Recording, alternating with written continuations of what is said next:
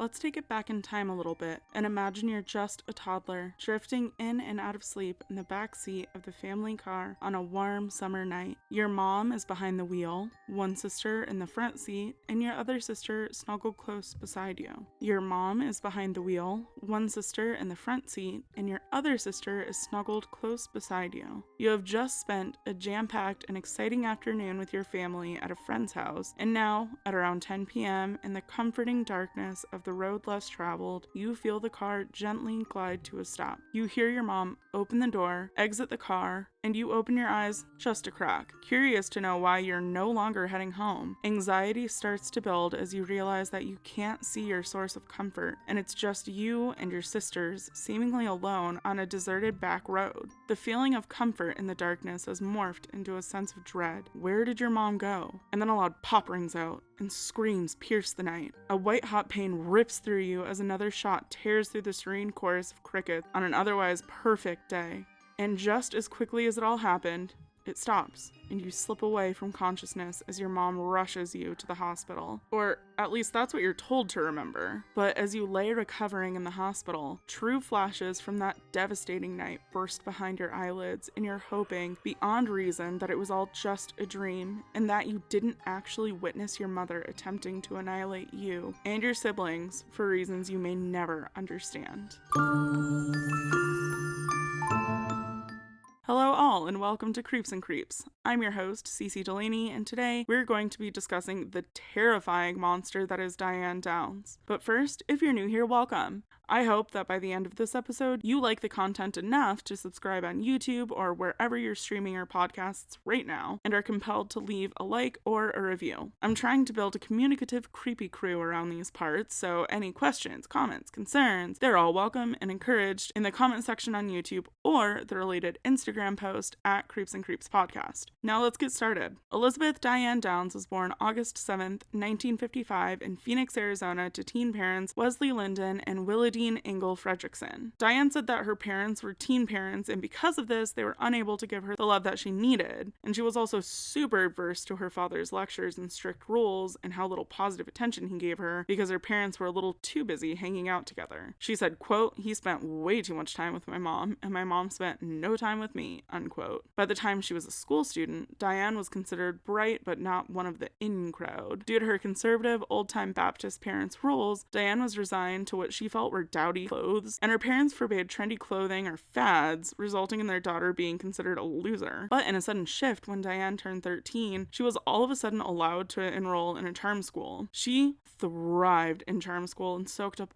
all of the fashion and makeup tips and emerged as a quote-unquote new Diane with her otherwise mousy brown hair bleached blonde and cut fashionably in new trendy clothing. And the local boys, they began to notice. Diane ate up all of this attention that she never felt that she got as a child. So during her high school career at Moon Valley High School, now she's pretty and she's hot. I'm everything you're not. And she met her husband, Steve Downs. After high school, they parted ways for a little while, and she enrolled at Pacific Coast Baptist Bible College in Orange, California. Meanwhile, Steve went on to serve our country in the Navy. Diane was quickly expelled from the school after only about a year for promiscuity, while Stephen was still off serving, and so Diane decided it was probably a good time to return to her parents' house in Arizona. Eventually, Steve came home from his service, and on November 13th, 1973, Diane and Stephen were officially married. So according to outside perspectives, it looks like Diane and Stephen had a really good relationship. Like they were attached at the hip, laughy, smiley, jokey, whatever, but it turns out behind closed doors, Diane described Stephen as being as dominating as her father, and from the beginning, the marriage was at best shaky. Diane simply wanted love and realized a little too late that Steve was not that love. She found solace when she became pregnant and realized that carrying a baby made her feel, for what she said was the first time, that she was actually in charge of a love that was all dependent on her. She said it was a feeling of power she had never felt, and she relished in the delight that she was the helmswoman of her own path to total love. That being said, their first child, Christy Ann, was born in 1974, and she was over the moon, and described Christy as the, quote, first good friend, unquote, she ever had, and said that Christy was the first person that really just plain loved her. Once the initial attention from Christy wore off, it was back to serving Steve his meals, never mind that she now had a baby to care for and worked part-time at a local thrift store as well. Obviously, the attention from being pregnant was just a little too sweet for her to get past, so for the second time, Diane Downs fell pregnant, and Cheryl Lynn followed in 1976. Diane did not have the same love for her for some fucked up reason. She described Cheryl Lynn as being a quote-unquote colicky child, and it was obvious to everybody in Diane's inner circle that she favored her firstborn, Christy Ann. Because Diane felt that Stephen was so abusive, between 1976 and 1977, Diane kind of had a habit of taking the kids and running away from Steve, but she always came back, be it of her own volition or because he found her. Steve would hunt her down at one of her many friends or family's houses, but once reunited, the cycle of abuse would obviously restart. He was unhappy, she was unhappy, but the marriage unfortunately waned on. By the time that 1977 rolled around, the family had moved to Mesa, Arizona, where both Diane and Steve worked for the same mobile home manufacturer. By this point in their lives, Steve had decided that 2 kids were more than enough, and he got a vasectomy. However, Diane decided that enough was not enough, and she figured that she could just get a baby wherever. It's pretty easy to get pregnant, her words, not mine. And she thought, any baby's a good baby, it doesn't matter who it comes from. So, while working the assembly line, Diane had an extramarital affair with her quote-unquote stud named Mark Sager, whom she passionately seduced and conceived a baby with. Stephen Daniel, who they nicknamed Danny, was the product of that affair and was born 4 days after Christmas, 1979. Steve was furious, but even though the child was not his, he accepted the boy as his own and quote-unquote lived with it, which must have felt real good for Danny. However, Diane said that this would bring on the physical abuse and that he would beat her. Finally, enough was enough, and the couple divorced in 1980 because Steve was finally fed up with the thought that Danny was the result of an extramarital affair with Diane. Diane moved in with Mark Sager, and it was during this time that she began to show a noticeable shift in personality. Diane found her new sense of freedom after her divorce and decided that she also wanted to be free from her kids. Her children were often seen unkempt and appeared malnourished. Diane routinely left Christy in charge of the other 2 kids when she was only 6 years old. To put that in perspective, that means that Cheryl Ann would have been about 4 and Danny would have been about 1 or 2. I'm bad at math. Either way, way too young. Diane preferred to work and stay away from home and throw her kids on any babysitter that she could find. In fact, one sitter relates that even though she didn't know it at the time, foreshadowed tragedy. She talked about how every time Danny would want attention from Diane, he'd get pushed away, and that one time specifically, she caught Cheryl jumping on the bed, and when she told her it wasn't allowed, Cheryl stopped immediately, but sat there and really thought about something. And then, out of nowhere, looks at the babysitter and says, quote, "Do you have a gun here?" And the babysitter says, "Well, no. Why?" And the girl says, "I want to shoot myself. My mom says I'm bad." Unquote. I'm not here to blame the babysitter, but also, why did she not call the cops? Like, I know it was a different time back then,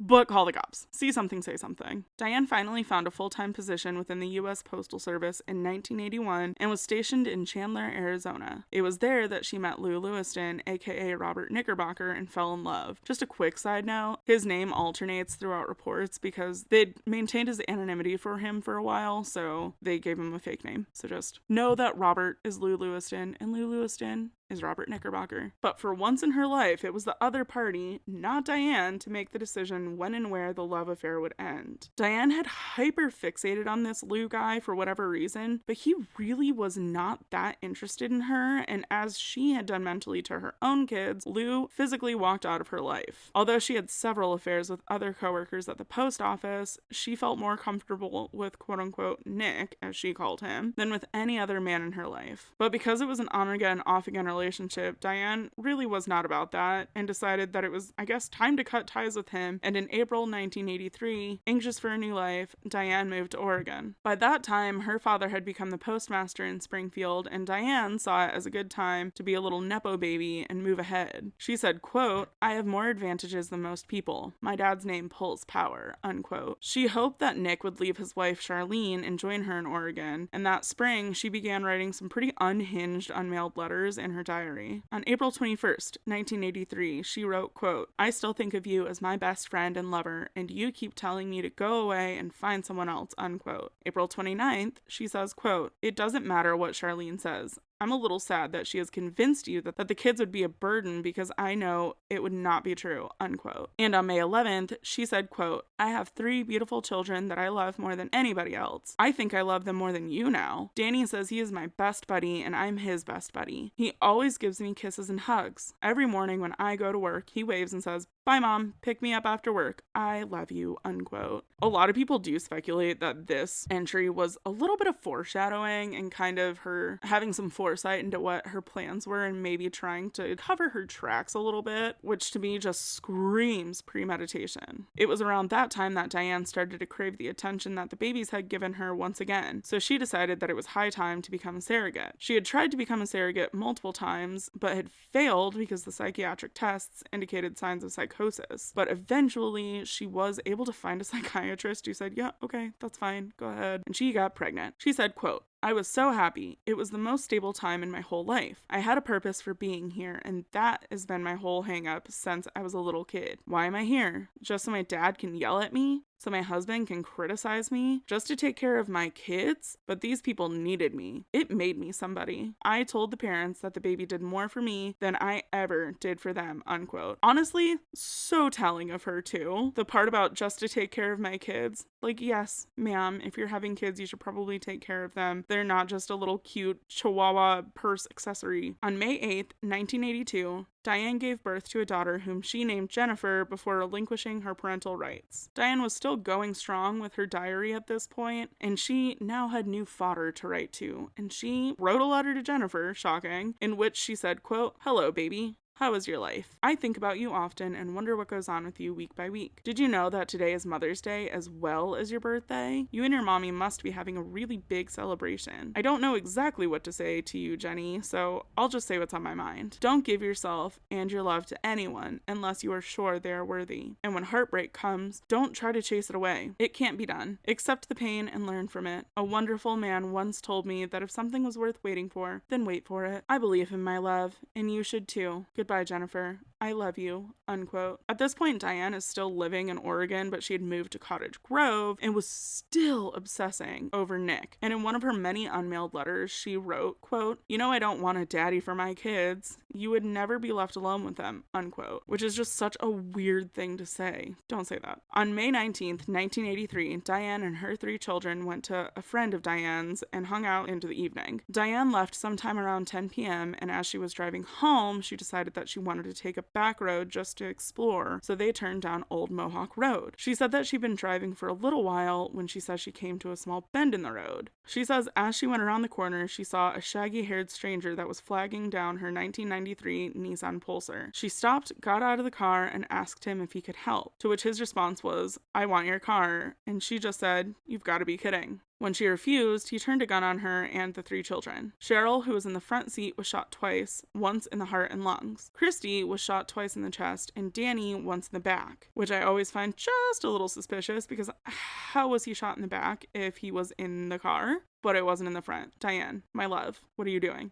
For Diane's part, she was shot in her left arm. She said, quote, "I felt I was in a nightmare. It's one of those things where you want to do something, you know you should do something, but you're not there, really," unquote. She said that she pretended to throw her keys into the field next to her, got back into her car, and then sped to the hospital. This is contrary to a witness report that came forward and said that he got stuck behind Diane, and he alleged that he couldn't have been going more than 5 miles an hour, and got so annoyed at how slow Diane was going that he ended up just going around her. Now, when the 3 kids were brought to the Mackenzie Willamette Hospital, the scene was, quote, "an emergency physician's nightmare," unquote, in the words of John McKay, who was the doctor in charge that night. Both hospital workers and police have testified that Downs was unusually controlled under the circumstances, with Mackey saying, quote, "What I observed was a woman who was very calm, very self-assured, not tearful, not angry, occasionally smiling, occasionally chuckling. I saw a woman who appeared to be in very good control control of herself. Unfortunately, Cheryl Lynn was beyond saving, and she was pronounced dead at the hospital, but that didn't stop Dr. Wilhite from getting to work immediately on saving Christy and Danny's life. Dr. Wilhite saw Christy and just immediately assumed that she was dead like her sister, but luckily he was able to save her life and was so excited to go and tell Diane, but her response really threw him off. He said of the experience, quote, "Not one tear. You know, she just asked, how is she doing? Not one emotional reaction. She would say things to me like, boy, this has really spoiled my vacation." And she also says, "That ruined my new car. I got blood all over the back of it. I knew within 30 minutes of talking with that woman that she was guilty," unquote. But Dawn's mother contradicts this, and she says that her daughter was quote unquote hysterical that night. She was saying that Diane was crying when she walked in, said, "I can't live without my kids," just sobbing and blubbering and being a mess. Regardless, the police were obviously involved, and they quickly stepped in to help identify the murderer. Naturally, because Diane was the closest to the children, they started questioning her, and because she was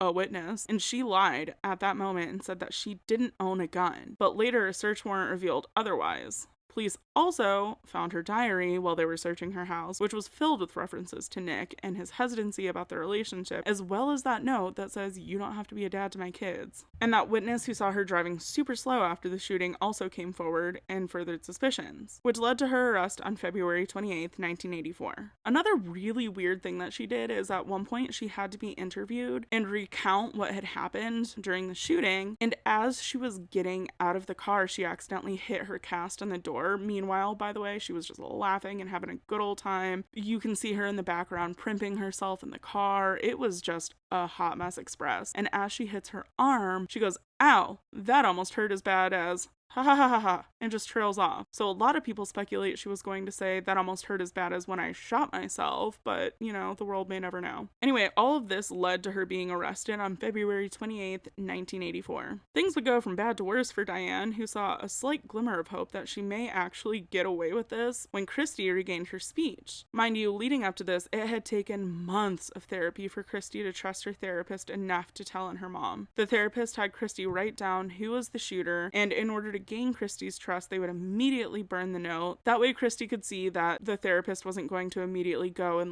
rat out her response. One day, Christy found the courage to reply when the therapist asked who shot her, and simply said, "My mom," slamming the final nail in the coffin for Diane. On May 8th, 1984, Diane was charged officially with the murder of her own child, Cheryl Lynn Downs, who was 7, and the attempted murder and first-degree assault of her other 2 children, Christiane Downs, 9, and Stephen Daniel Downs, 4. Obviously, it's Diane, and she's gonna go ahead and plead not guilty. It was actually from day one that investigators were like, "What the hell is wrong with this lady?" Because her suspicious behavior at the hospital was just completely out of pocket, unacceptable, and people are like, "What are you doing?" Especially investigators. However, Diane's lawyer explained that the coolness Diane showed toward hospital workers was basically conditioned to her in childhood by her father because he forced her to severely control her emotions. And she said that she really was never able to cry. Ever the dramatic one, Diane showed up to court heavily pregnant, but luckily the judge saw right through that. No one felt bad for her, and he said, "Yeah, no, that's not your kid, and you will not be keeping it." And so the second the baby was born, it was taken away, fortunately. It's really unclear as to who got her pregnant before she got arrested and showed up to her trial, and she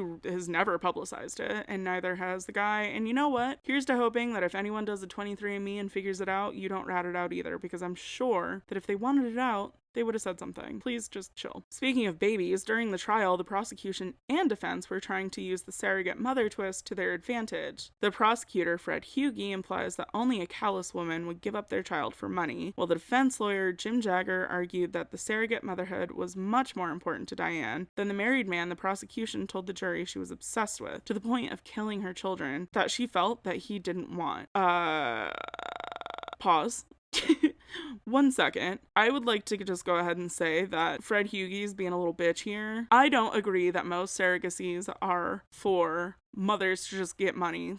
I'm sorry, but have you ever been pregnant 9 months with a baby destroying you from the inside out, sir? Anyway, that's just my opinion. Obviously, everyone's entitled to their own opinion. I'm sure there are people out there who are like, no, it's for money and whatever. Do what you want. I'm just saying that I personally do not agree with Fred. Normally I don't state my opinions, but I'm doing it today. What also kind of led credence to Jagger's argument that Diane wasn't a super emotional person was when on stand in front of God and everyone, she talked about her allegedly abusive childhood without any sort of emotion. This part's pretty upsetting in my opinion because they kind of like gaslit poor Christy and told her, nah, you didn't see that when she got on the stand and was brave enough to testify against her own mother, and she's sobbing on the stand recounting this traumatic night, and Jagger goes, she actually saw Diane through the rear window and she didn't see the suspect, so I think she was actually just, I don't know, dreaming or misremembering. And poor Christy just watched her sister die and her brother get paralyzed from the waist down, but that's neither here nor there. But like, keep in mind that there was no shaggy-haired stranger who has ever been found. Another problem that the defense faced is that Nick testified that he saw a .22 caliber pistol in Diane's trunk the night before she left Arizona for Oregon, but Diane tried to say that she gave the pistol to her ex-husband, but a crime lab report used by prosecution found that the .22 caliber bullet casings retrieved at the shooting site and the .22 caliber cartridges found in the rifle at Diane's apartment basically were all worked through the same gun. There's a lot that happened at trial. This one is